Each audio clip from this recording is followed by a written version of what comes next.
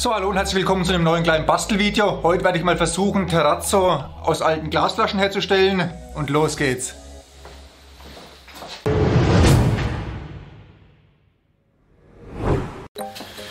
Für die Herstellung von dem Terrazzo braucht man eigentlich nicht viel Materialien, eigentlich nur Glas und Beton. Ja, die Flaschen habe ich jetzt mal hier. Ich verwende grüne Flaschen, wie ihr sehen könnt. Ihr könnt natürlich auch andere Farben verwenden oder auch verschiedene Farben miteinander kombinieren. Das ist alles möglich.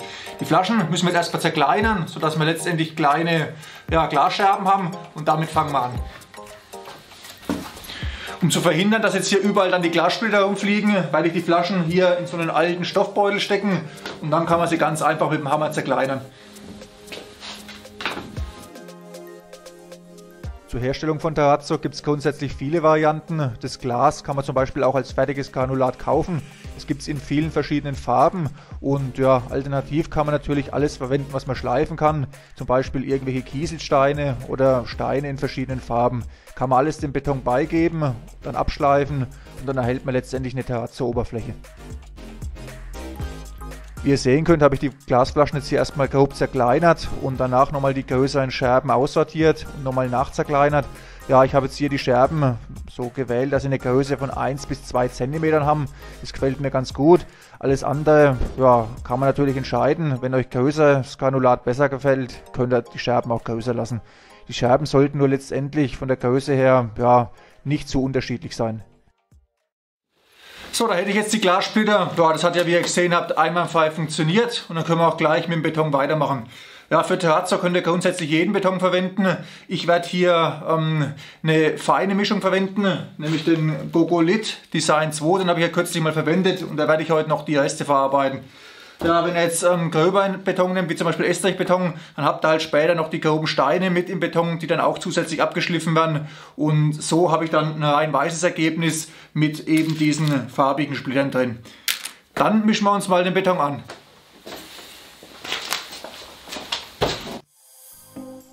Bei dem hier verwendeten Gogolith Design 2 handelt es sich um den hochfesten und sehr feinkörnigen Mörtel. Ja, das ist eine Fertigmischung, die muss lediglich mit Wasser angemischt werden.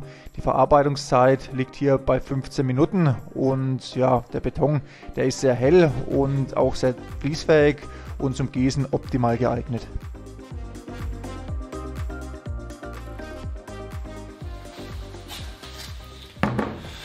So, den Mörtel habe ich mir jetzt soweit angemischt. Ich werde jetzt einen Teil von den Glasscherben schon mal in die Form geben und dann geben wir den Beton dazu.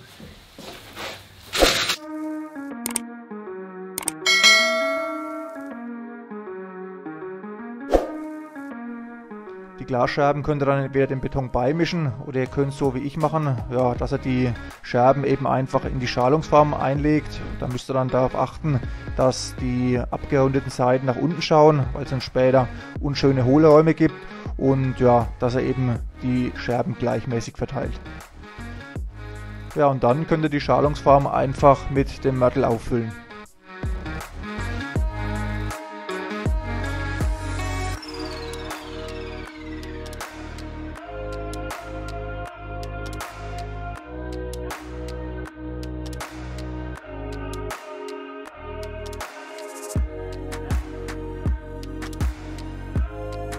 Zur Armierung des Betons habe ich hier Kunststoffgewebe verwendet. Ja, die Verwendung von Glasfasern, die empfiehlt sich bei Terrazzo nicht, weil die Glasfasern, die befinden sich ja im Beton und wenn dann nachher die Oberfläche abgeschliffen wird, dann treten die Fasern natürlich auch wieder zum Vorschein und das sieht dann nicht wirklich gut aus. Also wie gesagt, entweder ganz normale Stahlarmierung oder hier solche Armierungsgewebe verwenden.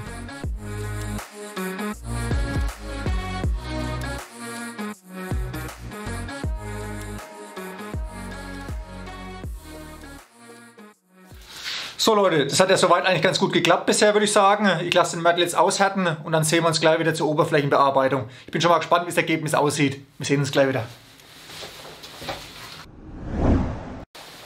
So, da bin ich schon wieder. Die Platte, ja, die ist soweit hart. Ich habe sie über Nacht aushärten lassen. Dann schalen wir sie mal aus und schauen uns das Ergebnis an.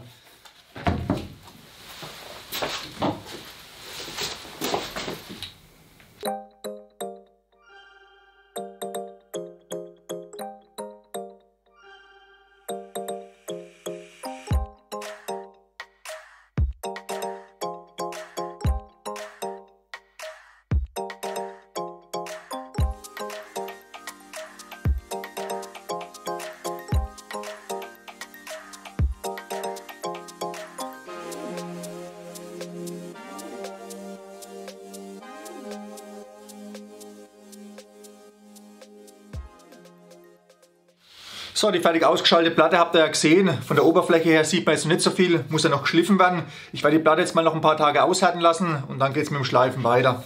Ja, wie ihr sehen könnt, ist mir hier an der Kante, an der Seite eine Kante abgerissen beim Ausschalen. Das liegt daran, dass ich hier bei der Platte keine Silikonfugen angebracht habe. Und ja, jetzt wisst ihr auch, wieso ich euch immer sage, dass man Silikonfugen anbringen soll. Das ist jetzt bei der Platte hier halb so wild, weil es nur ein Probestück ist. Aber wenn es halt ein richtiges Projekt wäre, dann wäre es ärgerlich. So. Ich lasse die Platte jetzt mal noch ein paar Tage aushärten und dann geht es mit der Oberflächenbehandlung weiter.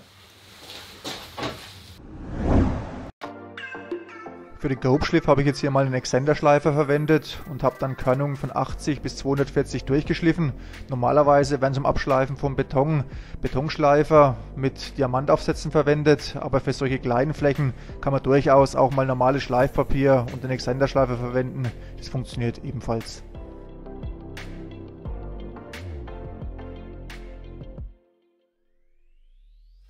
So, mit dem Grobschliff war ich soweit durch. Das hat eigentlich ganz gut funktioniert. Dann mache ich jetzt gleich noch mit dem Feinschliff weiter. Den Feinschliff habe ich dann nass durchgeführt. Ja, und dafür habe ich spezielles Nassschleifpapier mit Körnungen von 400 bis 1000 verwendet. Bei der Verwendung von Feinschleifpapier, da würde ich euch raten, dass ihr das Papier kurz vor der Verwendung in Wasser einlegt, solange bis sich das Papier dann von selbst rollt. Das hat dann zur Folge, dass sich das Papier nicht so schnell mit dem Feinstaub, also mit dem Schleifstaub zusetzt und dadurch dann länger verwendet werden kann. Ja, und dann wird eben so lange geschliffen, bis die Oberfläche dann keinen Widerstand mehr bietet und das Papier dann quasi nur noch über die Oberfläche gleitet. Den Link dazu findet ihr unten in der Videobeschreibung.